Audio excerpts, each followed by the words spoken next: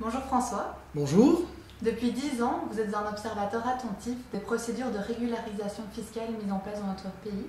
Pouvez-vous nous les rappeler? Tout a commencé en 2004 avec la fameuse DLU, la déclaration libératoire unique. Fort du succès de cette première amnistie fiscale, le législateur a adopté fin 2005 une loi de régularisation fiscale permanente.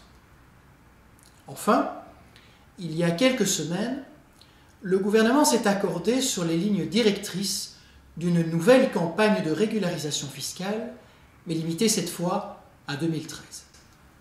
Le recours trop fréquent à des campagnes de régularisation ne risque-t-il pas de nuire à leur efficacité? Les contribuables pourraient en définitive se désintéresser de cette énième procédure d'amnistie fiscale par lassitude en quelque sorte.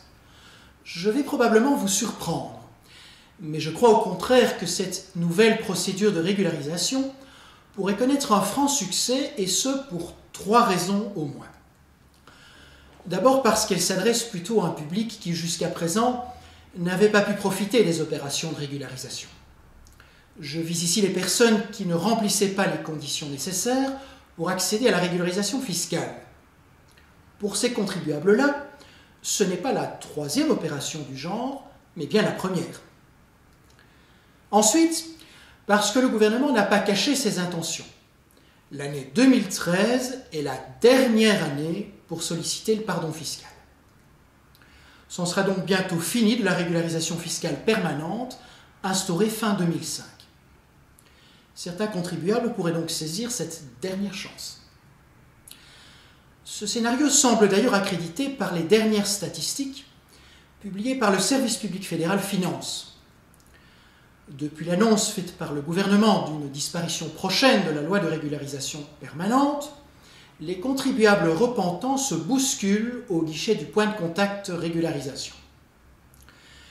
Chez Pulat-Kodoaï aussi, nous avons constaté une augmentation sensible du nombre de dossiers de ce type.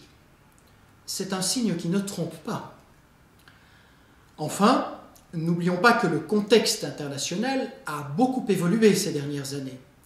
Depuis la crise de 2008, les États redoublent d'efforts dans leur lutte contre la fraude fiscale.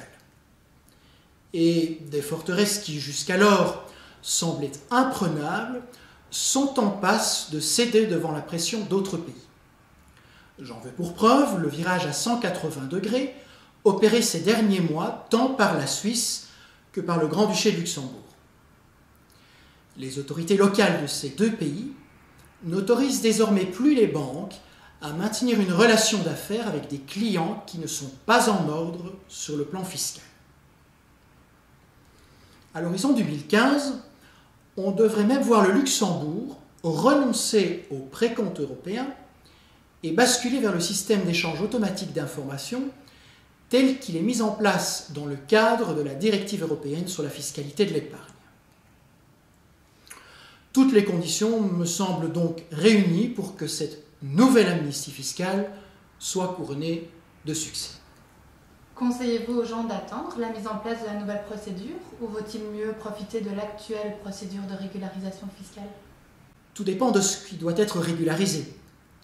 Si ce sont uniquement des revenus mobiliers qui n'ont pas été déclarés au fisc belge, il ne faut plus traîner pour déposer votre demande de régularisation auprès du point de contact et profiter ainsi du tarif avantageux de l'actuelle procédure de régularisation. À partir du mois d'avril, une pénalité supplémentaire, probablement de 5%, sera d'application. Comment pouvons-nous nous tenir informés de l'évolution de la situation au jour le jour?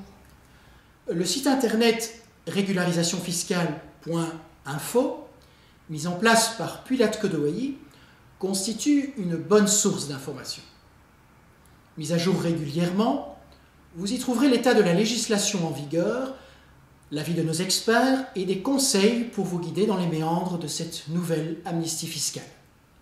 Merci François, nous aurons donc le plaisir de vous retrouver très bientôt. À bientôt.